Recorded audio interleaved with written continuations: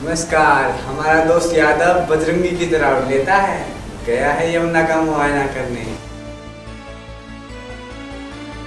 अरे कूड़े का पहाड़ दिल्ली शहर के अंदर, टनों प्लास्टिक और पॉलिथीन का कचरा यमुना नदी में। अच्छा, यही कारण है दिल्ली और एनसीआर के जमीन के नीचे का पानी तक प्रदूषित है।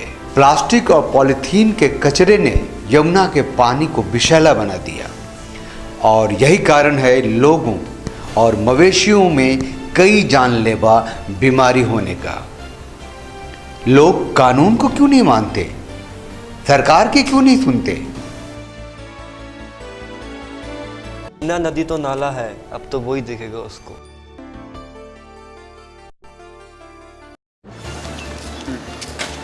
आज हम खड़े हैं नगली सक्रांति के कूड़े घर के सामने। आप यहाँ देख रहे हो कि कूड़ा घर के अंदर के बजाय बाहर फेंका गया है।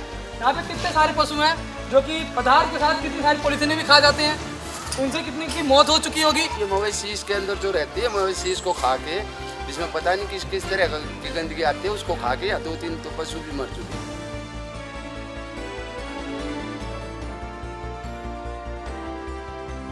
नहीं, वो तो डाल जाते हैं, छोटे बच्चे आते हैं वो डाल जाते हैं। देखो ये पशु इसमें जो चला हुआ उसको खा रहा है ना, इसमें पता नहीं क्या क्या चीजें हैं, उससे वो मरेंगे। एक तो 1 हफ्ता पहले यहाँ से बहुत बड़ा साइन उठवाया गया MCD डिपार्टमेंट से फोन करके। हमने शपथ ली है अपने घर और मोहल्ले को स्वच्छ रखने की। सरकार स्वच्छता अभियान में लगी हुई है और आप किस अभियान में लगे हो? अपने ही मोहल्ले को कूड़ा घर बना रहे हो। स्वच्छता अभियान में अपना योगदान दीजिए और भारत को स्वच्छ बनाइए।